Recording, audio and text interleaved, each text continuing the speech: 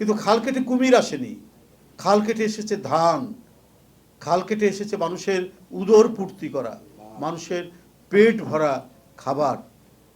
খালের মধ্যে এসেছে মাছ।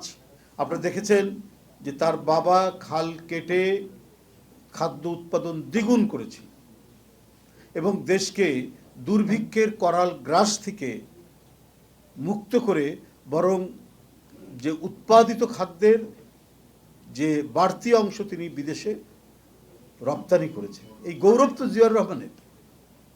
তার জ্যেষ্ঠ পুত্র এখন সেই দায়িত্ব পালন করছেন, আবারও নতুন করে খাল কাটা শুরু করেছেন। যে নদী, যে খাল, যে বিল মজে গিয়েছিল সেগুলোকে নতুন করে খননের তিনি উদ্যোগ নিয়েছেন এবং এটা ক্ষমতায় এসে শুরু থেকেই এই বিষয়গুলো নিয়ে তিনি আগেই কথা বলেছেন, নির্বাচনের প্রাক্কালে কথা বলেছেন, কয়েক মাস আগে থেকে কথা বলেছেন, কয়েক বছর আগে থেকে বলেছেন যে বিএনপি ক্ষমতায় গেলে কি কি করবে, তার যে ভিশন এবং তার যে পরিকল্পনা, এই পরিকল্পনা তিনি তুলে ধরেছেন এবং শুরু থেকে তিনি সেগুলো বাস্তবায়ন করেছেন। কারণ তার পিতার সাফল্য তিনি দেখেছেন, সেই সাফল্য অনুসরণ করে তিনি কাজ শুরু করেছেন। এবং অপপ্রচার দিয়ে মিথ্যা কথা বলে যে কোনো লাভ হয় না। যারা দুর্ভিক্ষ তৈরি করেছিল ৭৪ সালে, তারা তো জিয়াউর রহমানের সবাই রাজনীতি করার তো তাদের কোনো অধিকার থাকার কথা নয়, কিন্তু জিয়াউর রহমানের গণতান্ত্রিক যে চেতনা এবং গণতান্ত্রিক যে পদ্ধতি, সেখানে তারাও রাজনীতি করতে পেরেছে।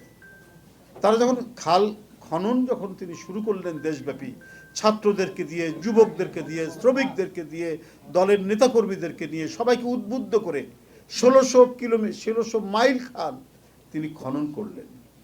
এটাকে আওয়ামী লীগেরা বলেছে উনি খাল কেটে কুমির নিয়ে আসবেন, কিন্তু খাল কেটে কুমির আসেনি, খাল কেটে এসেছে ধান, খাল কেটে এসেছে মানুষের উদর পূর্তি করা, মানুষের পেট ভরা খাবার। খালের মধ্যে এসেছে মাছ।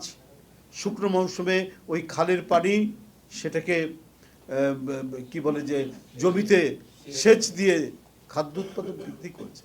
তাই বলেছি অপপ্রচার দিয়ে ভালো কাজকে কখনই শ্যাডো আউট করা যায় না, মানে এটাকে আড়াল করা যায় না, এটাকে ঢেকে দেওয়া যায় না। তার প্রমাণ হলেন জিয়াউর রহমান।